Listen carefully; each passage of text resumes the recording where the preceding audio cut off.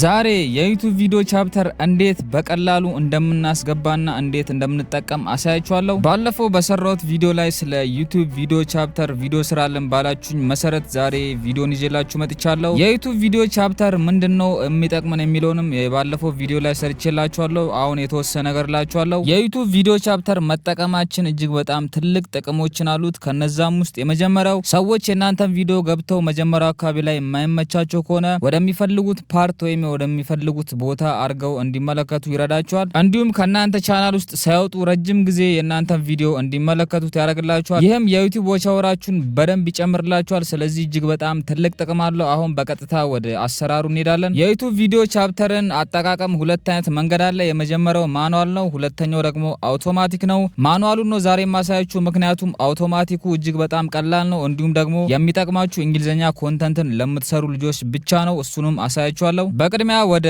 ዩቲዩብ ስቱዲዮ ትገባላችሁ። ከዛም እንደምታዩት ኮንተንት የሚለውስ በመግባት የምትፈልጉትን ቪዲዮ ተመርጣላችሁ። በመቀጠል የእርሳስ ምልክቷን በመጫን ወደ ኤዲቲንጉ እንሄዳለን። የዩቲዩብ ቪዲዮ ቻፕተርን የምናስቀምጥበት ቦታ የዩቲዩብ ቪዲዮ ዲስክሪፕሽን ላይ ነው። እንደምታዩት ዲስክሪፕሽን ውስጥ ነው የምንጽፈው። አሰራሩንም አሁን አሳያችኋለሁ። ከዛ በፊት ግን አውቶማቲክን እንዴት አፕላይ እናደርጋለን የሚለውን አሳያችኋለሁ። የምትሰሩት ቪዲዮ ላይ በሙሉ አውቶማቲክ ቻፕተር እንዲገባ የምትፈልጉ ከሆነ በቅድሚያ ወደ ሴቲንግ ትገባላችሁ።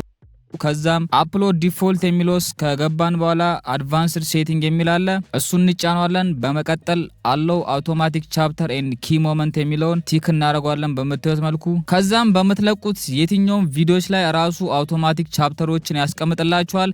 ይህ የሚሆነው ግን በእንግሊዘኛ ኮንተንት ለምትሰሩ ልጆች ብቻ ነው። ነገር ግን አማርኛ ወይም የተለያየ ቋንቋዎችን የምትሰሩ ከሆነ ማኑዋልን ነው መጠቀም ይኖርባችሁ። ማኑዋሉን ለመጠቀም ቅድም ካቆምንበት እንቀጥላለን። የእርሳስ ምልክቷን ከተጫናችሁ በኋላ ወደ ቪዲዮ ዲስክሪፕሽን ትገባላችሁ። ከዛም ዲስክሪፕሽን ውስጥ በምታዩት መልኩ ቻፕተር ብላችሁ ወይም ታይም ስታምፕ ብላችሁ በመጻፍ ርዕስ ትሰጡታላችሁ። ከዛም ወረድ ብላችሁ አንድ ስቴፕ ወደታች 0.00 ብላችሁ ትጀምራላችሁ። ይህም የሚያሳየው የቪዲዮ ጅማሬ ሰከንዶችን ነው። ስለዚህ ከ00 ነው የትኛውን ቪዲዮ የሚጀምረው። ያንንም ኢንትሮ ብለን ርዕስ እንሰጠዋለን። በመቀጠል ቪዲዮ ከ1 ደቂቃ ከ20 ሰከንድ በኋላ የሚጀምር ከሆነ 1 ደቂቃ ከ20 ሰከንድ ብለን በመጻፍ እንዳያችሁት እንግዲህ የቪዲዮ ቻፕተርን ስንጠቀም ደቂቃዎችን ነው የምናስቀምጠው በምታዩት መልኩ። ከዛም የቪዲዮን ርዕስ ወይም 1 ደቂቃ ከ26 ሰከንድ ላይ ያለው ምንድነው የሚለውን ከጎኑ እንጽፍለታለን ወይም ርዕስ እንሰጠዋለን። በመቀጠልም በዚህ መልኩ እየጻፍን እንሄዳለን። ከዛ መጨረሻ ላይ የመጨረሻ መዝጊያው ላይ አውትሮ ወይም ኢንድ ብለን መጻፍ እንችላለን። በዚህ መልኩ ጽፈን ከጨረስን በኋላ ሴቭ እናደርጋለን። ከዛም በቀላሉ ቪዲዮአችን ቻፕተር ኖሮ ማለት ነው። ዩቲዩብ ላይ ገብታችሁ ያንን ቪዲዮ በምትመለከቱበት ሰዓት ላይ በዚህ መልኩ ቻፕተሮችን ራሱ ያስቀምጥላችኋል። ከዛም ተመልካች የሚፈልገው ቦታ ላይ ድራግ አድርጎ ቪዲዮን መመልከት ይችላል። አሁን ደግሞ ስለ ቪዲዮ ቻፕተር የግድ ማወቅ የሚኖርባችሁን 3 ዋና ነጥቦች ነግራችኋለሁ። የመጀመሪያው የቪዲዮ ቻፕተራችሁ የግድ መጀመሪያ የሚኖርበት 0.00 ብሎ ነው። ይህም የቪዲዮን የመጀመሪያ ሰከንዶች የሚገልጽ ነው። ሁለተኛው ደግሞ ቢያንስ 3 ታይም ስታምፖች ሊኖረው ይገባል። እነዚህም ኢንትሮ እንዲሁም መሀል ላይ የተወሰኑ ጽሁፎች፣ ሶስተኛ ላይ ደግሞ አውትሮ ሊኖረው ይገባል። ነገር ግን ኢንትሮና አውትሮ ብላችሁ ብቻ የምታስገቡ ከሆነ ምንም አይነት ታይም ስታምፕ የለውም። ስለዚህ እንደ ቻፕተር አይቆጠርላችሁም። የግድ 3 እና ከዛ በላይ ታይም ስታምፖችን መጠቀም ይኖርባችኋል። ሶስተኛና የመጨረሻው ደግሞ ሚኒመም ሌንግዙ 10 ሰከንድ ነው። የአንድ ቻፕተር ሚኒመም ሌንግዙ 10 ሰከንድ ነው።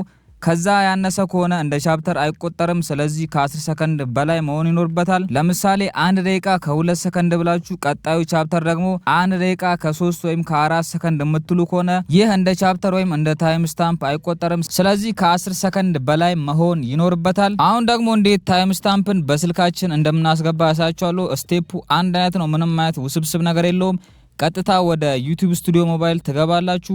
ከዛም ኮንተንት የሚለውን በመጫን የምትፈልጉትን ቪዲዮ ትመርጣላችሁ። ቪዲዮን ከመረጣችሁ በኋላ የእርሳስ ምልክቷን በመጫን ቀደም እንደነገርኳችሁ ዲስክሪፕሽን ውስጥ ትገባላችሁ። ከዛም ተመሳሳይ አይነት ስቴፕ ነው የምንጠቀመው። ቀደም ያሳያችሁን አይነት ስቴፕ በመጠቀም በቀላሉ ሴቭ በማድረግ ቪዲዮ ቻፕተሮችን የናንተ ቪዲዮ ላይ ማስገባት ትችላላችሁ። መጨረሻ ላይ ደግሞ ልነግራችሁ የምፈልገው ነገር የቪዲዮ ቻፕተሮችን ቪዲዮ ከጫናችሁ በኋላ መጠቀም ትችላላችሁ። ቪዲዮ ከመጫናችሁ በፊትም ወይም ደግሞ ቪዲዮ በምትጭኑበት ሰዓት ላይ ማስገባት ትችላላችሁ። ነገር ግን ተመራጭ የሚሆነው ቪዲዮ ስትጭኑ እራሳችሁ አዘጋጅታችሁት አንድ ላይ አፕሎድ ብታደርጉት ተመራጭ ነው። ምክንያቱም ቪዲዮ ሰዎች ሳይመለከቱ ታይም ስታምፑን አንድ ላይ ማስገባት ይኖርባችኋል። እንግዲህ ስለ ቪዲዮ ቻፕተር የተወሰነ እውቀት እንዳገኛችሁ ተስፋ አደርጋለሁ። ከዚህ በኋላ የቪዲዮ ቻፕተር ማስገባት እንደማያስቸግራችሁ ሙሉ እምነት አለኝ። ዩቲዩብ ላይ ባን የተደረጉ ቻናሎች እየተመለሱ ይገኛሉ። ስለዚህ ሙሉ ቪዲዮ ሰርቼላችኋለሁ።